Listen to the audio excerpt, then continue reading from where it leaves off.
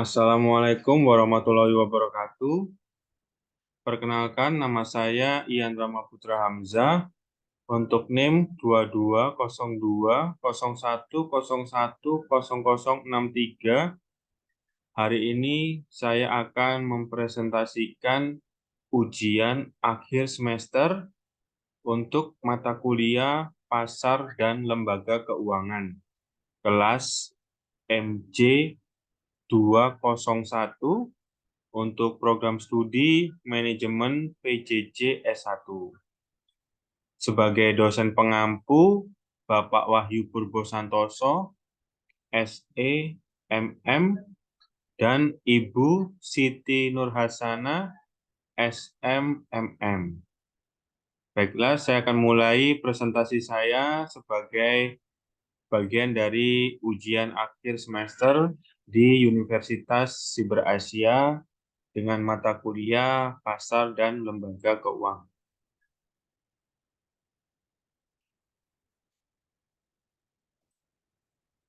Kondisi pasar modal di Indonesia sesuai dengan infografis RDKB tahun 2022.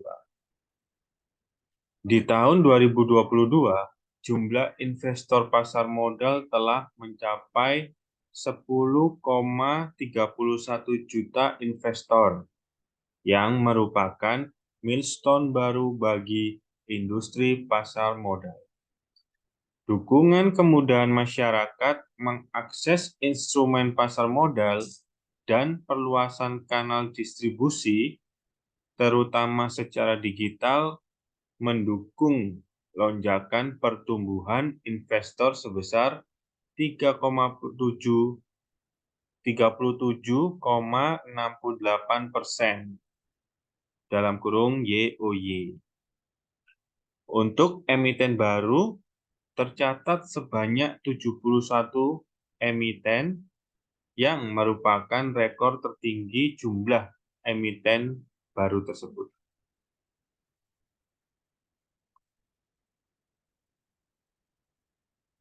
Kemudian kondisi perbankan di Indonesia berdasarkan infografis RDKB tahun 2022. Kredit perbankan November 2022 tumbuh 11,16% YoY dengan nominal kredit secara month-to-month naik sebesar Rp 13,96 triliun menjadi Rp 6,347,5 triliun. Dana pihak ketiga atau DPK tumbuh sebanyak 8,78% YoY menjadi senilai 7.974 triliun. Terutamanya didorong peningkatan tabungan dan deposito. Seperti kita lihat di bagian berikut ini, sebelah kiri yaitu kredit perbankan. Untuk angkanya dalam hitungan triliun, untuk September 2022 6,275, di Oktober 2022 naik menjadi 6,334, dan November 2022 naik kembali menjadi 6,347. Kemudian ketika kita lihat lagi di bagian di dana pihak ketiga, dalam hitungan triliun di September 2022 7.647, naik di Oktober menjadi 7.927, dan di November naik menjadi 7.974 triliun.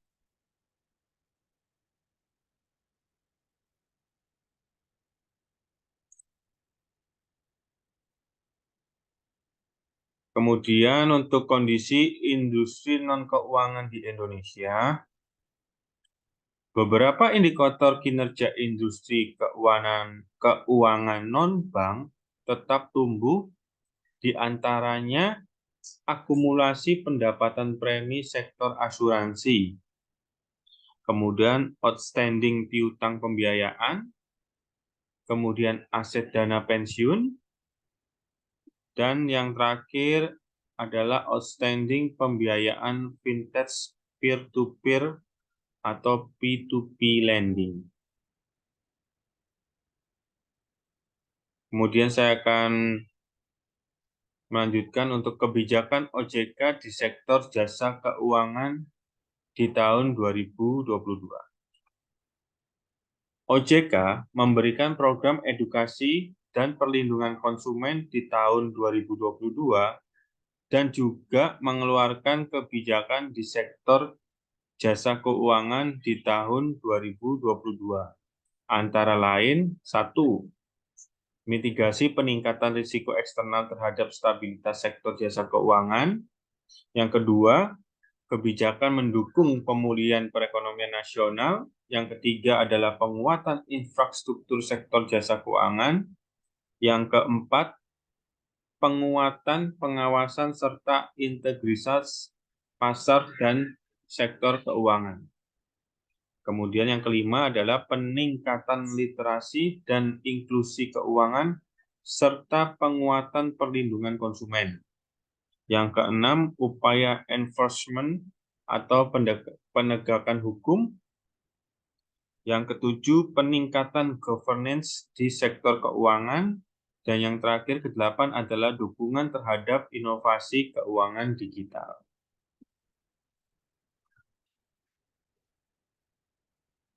Kemudian, program edukasi dan perlindungan konsumen tahun 2022, menurut opini saya, yaitu OJK dalam menjalankan program edukasi perlindungan konsumen sudah sangat baik, menarik, terstruktur, dan terukur dalam segala aspek, sehingga edukasi dapat diterima dengan sangat terarah. Dengan OJK terus berkomitmen melaksanakan program edukasi keuangan secara masif, baik secara tatap muka, offline, maupun daring, online, dan melalui Learning Management System atau LMS dan media sosial, sehingga edukasi sudah sangat baik dan juga menarik.